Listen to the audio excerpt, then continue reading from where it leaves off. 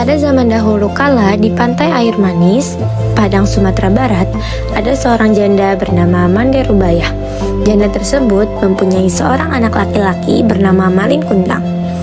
Malin sangat disayang ibunya lantaran sejak kecil ia sudah ditinggal oleh sang ayah. Malin telah tumbuh dewasa dan dia merasa harus bisa merubah kehidupan ekonomi keluarganya. Pada suatu hari, si kembar Rasyid dan Rashid yang tidak lain adalah teman Malin Kundang mengetahui bahwa ada kapal besar yang sedang bersandar di pantai air manis dan mereka berniat mengajak Malin Kundang untuk merantau ikut bersama mereka. Assalamualaikum. Waalaikumsalam. Oh kalian, ada apaan? Hai Malin Kundang, ada kabar baik nih untuk kita bertiga. Tadi saya melihat kapal yang sedang terdampar di pinggiran dermaga. Mungkin kapal itu bisa untuk kita merantau. Apakah kalian ingin ikut denganku? Wah, boleh tuh. Saya juga ada bosan hidup miskin. Jadi kapan kita bisa mulai berangkat? Bagaimana kalau besok pagi? Boleh tuh. Lebih cepat lebih baik. Tapi saya harus minta izin dulu ke ibu ya. Oke, baik. Malam harinya, Malin Kundang segera meminta restu kepada ibunya yang baru saja pulang kerja.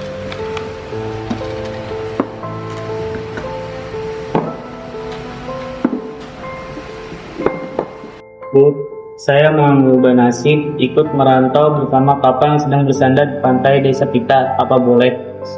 Malin, apa kamu tega meninggalkan ibu yang sudah selalu penyerahan? Tidak, Malin tidak bermaksud tega meninggalkan ibu. Malin ingin merubah nasib kita menjadi kaya.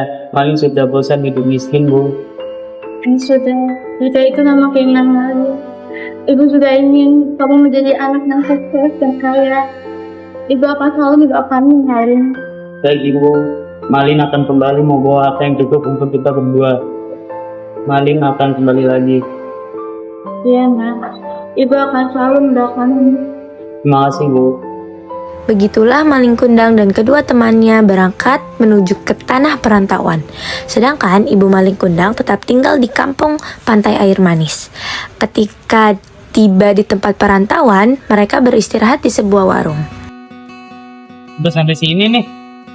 Mau ngapain kita? Saya nggak tahu Malin. Saya juga sudah memikir kaya. Kalian bertiga, bukankah kalian sedang butuh pekerjaan? Benar sekali, Tuan. Wah, pas sekali. Bagaimana kalau kalian bekerja di tempatku saja? Tentu saja, Tuan. Jadi kapan kita mulai dapat bekerja? Tentu saja kalian bisa bekerja sekarang. Ayo, sini ikut ke tempat kerja kalian yang baru. Mereka ikut saudagar pergi ke rumahnya. Saudagar tersebut menyewakan salah satu kamar di rumahnya untuk ditinggali mereka. Pada keesokan harinya, mereka mulai bekerja dan diawasi oleh saudagar. Dan rupanya, Malin Kundang lebih giat dan rajin jika dibandingkan dengan si kembar. Putri saudagar pun menyadari hal itu. Sehingga kemudian anak saudagar yang bernama Putri datang dan melihat pekerja-pekerja baru ayahnya. Dan rupanya Putri juga kagum dengan wajah rupawan yang dimiliki oleh Malin Kundang serta kerajinan, sehingga akhirnya Putri pun jatuh cinta pada pandangan pertama. Ayah, dia namanya siapa? Enggak, pekerja ayah kan ada banyak. Yang paling tampan itu, Oh, namanya Malin. Emangnya kenapa kamu sama dia? Kenapa sih Ayah? Cuma penasaran aja. Udah cerita Ayah. Oke. Sejak hari itu, Putri semakin kagum dan cinta pada Malin Kundang. Putri selalu memperhatikan Malin Kundang diam-diam. Setelah bekerja selama 2 tahun pada ayah Putri, Malin Kundang sudah menjadi orang kaya karena dia selalu rajin bekerja. Sedangkan si kembar dipulangkan ke kampung halamannya karena tidak rajin seperti Malin Kundang. Hubungan Putri dan Malin Kundang pun semakin dekat hingga pada akhirnya mereka menikah. Sebulan setelah menikah, Malin Kundang dan Putri pergi untuk berdagang di perkampungan pantai air manis. Ketika Malin Kundang dan Putri sampai di desa tersebut, Malin Kundang bertemu dengan Rasyid dan Rashid yang kala itu sedang melamun di pinggir pantai. Ada Malin. Oh iya. Hai Malin, nampaknya kamu sudah menjadi orang yang kaya raya dan sukses. Dan kamu sekarang sudah menjadi suami dari Putri. Selamat ya. Ya syukur alhamdulillah. Kalian sih dulu kerjanya males-malesan. jadi kena batunya. Iya nih benar apa yang kau katakan itu. Ya udah, kalau gitu saya mau lanjut dagang dulu ya. Mendengar berita baik tersebut, Rashid dan Rashid segera mengabari ibu. Ibu, maling sudah sampai di dermaga. Benarkah itu? Iya benar, ayo ibu kita ke dermaga. Malin, Malin, Malin anakku, Malin. Kamu sudah kembali nak. Ini ibumu. Malin. Kau siapa benda tua? Berani-berani mengaku sebagai ibu suamiku. Aku memang ibunda Malin Kundang. Apa kau gila? Saya tidak pernah punya wanita tua miskin seperti kamu. Ini ibumu nak. Aku yang membesarkan dan melahirkanmu.